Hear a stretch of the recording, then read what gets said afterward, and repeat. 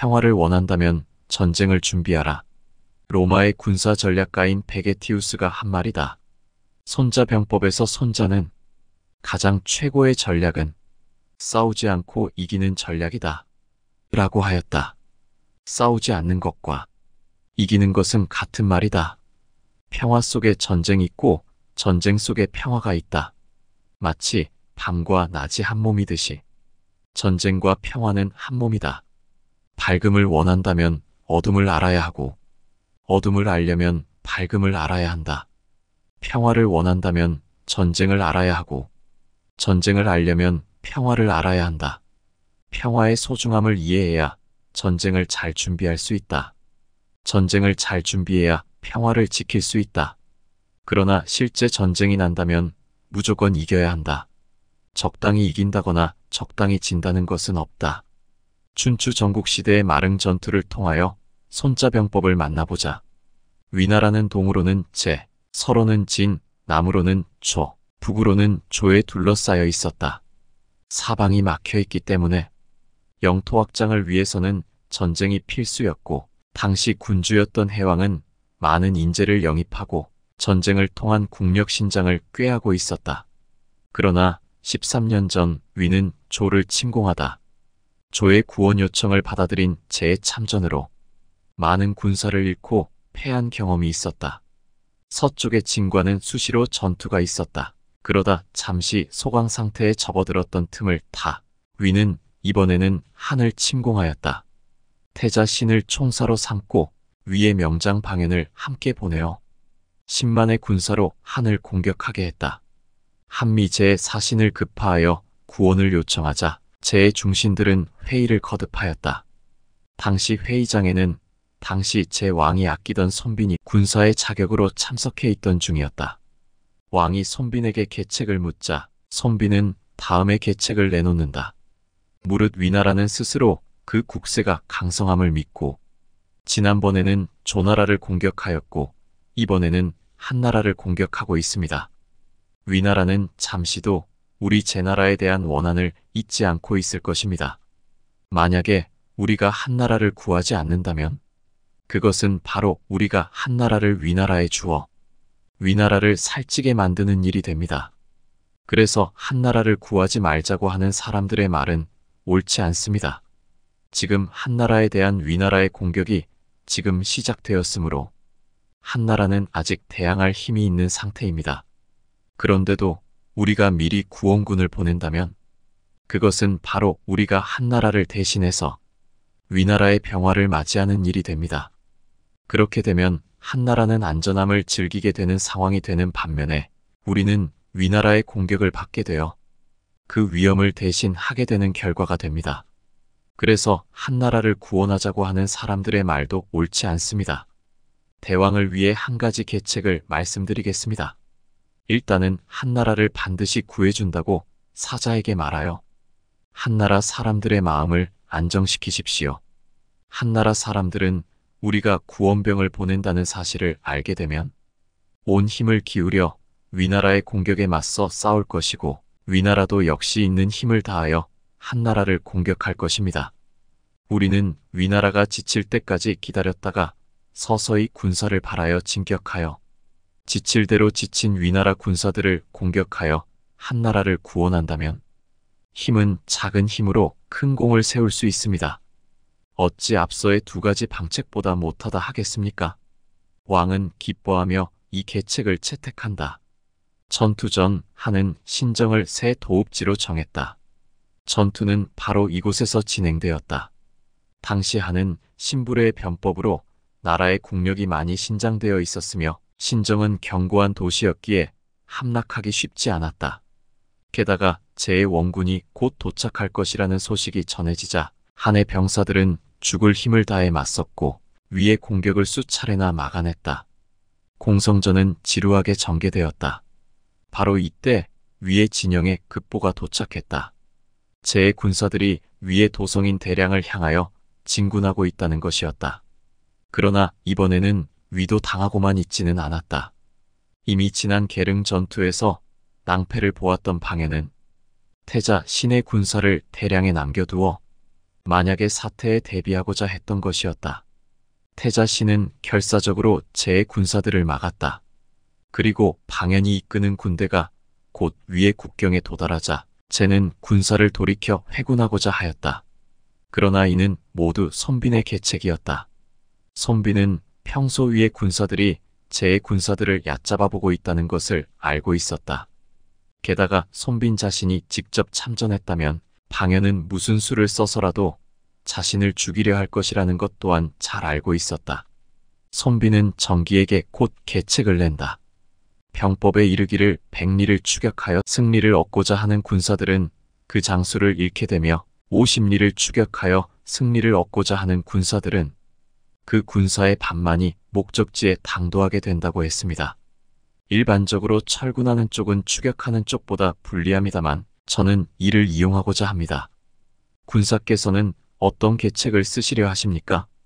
옛적 스승님과 함께 수학할 때에 방연은 군사의 수를 계산하는 방법으로 병사들이 식사를 한 아궁이의 숫자를 세는 방법을 사용하여 적 병력의 수를 계산했습니다.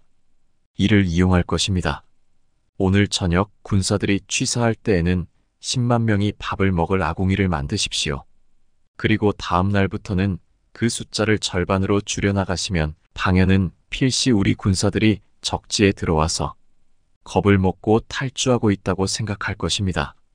그러면 방연과 위군은 조바심을 내고 추격을 하게 될 것이니 반드시 우리의 계책에 넘어올 것입니다. 손빈의 계책은 아궁이를 줄여 적의 눈을 속인다는 전술이다. 예상은 적중하여 방연은 제군의 탈영병이 속출하고 있다고 판단하게 되었다.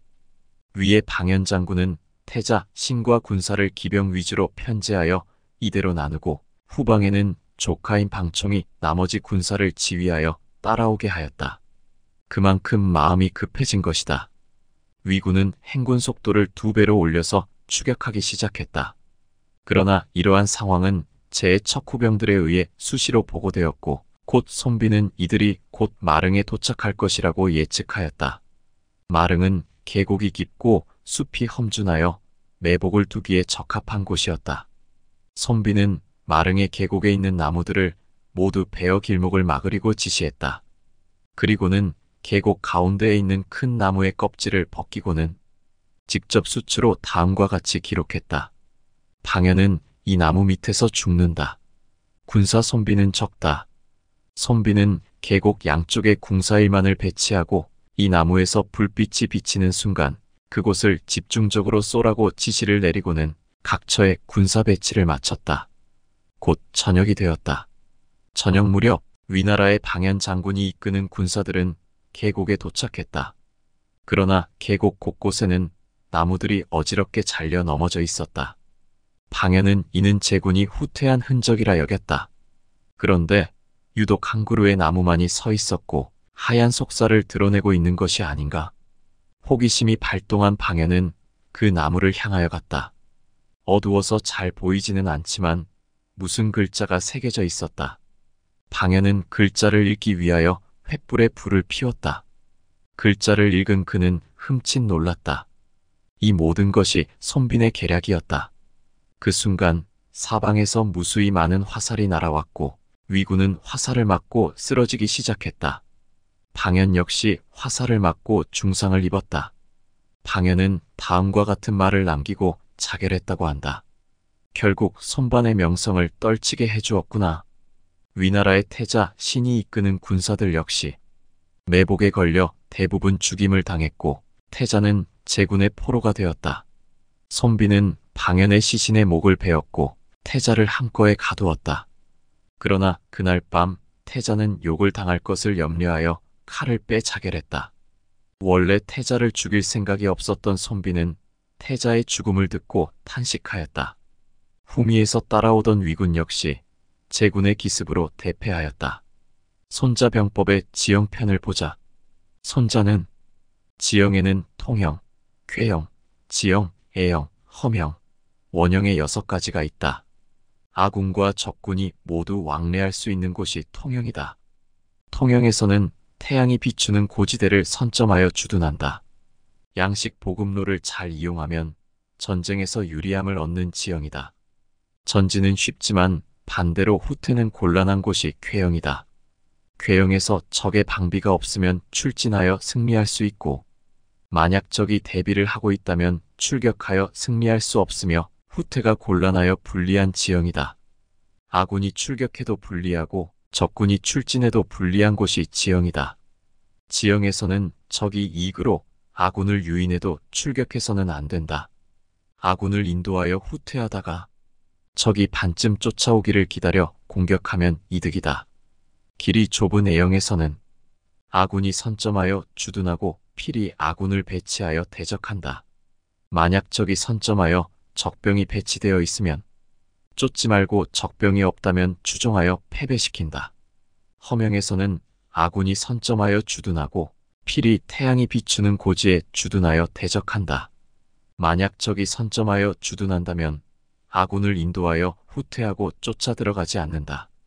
원형에서는 적과 세력이 균등하면 도전하기 곤란하고 직접적인 전쟁은 불리하다.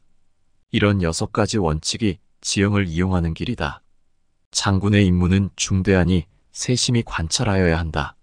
마릉은 궤형이면서 지형이다. 전진은 쉽지만 후퇴는 곤란한 곳이다. 아군도 적군도 출격이 어려운 곳이다. 적이 유인해도 함부로 쫓아서는 안 된다.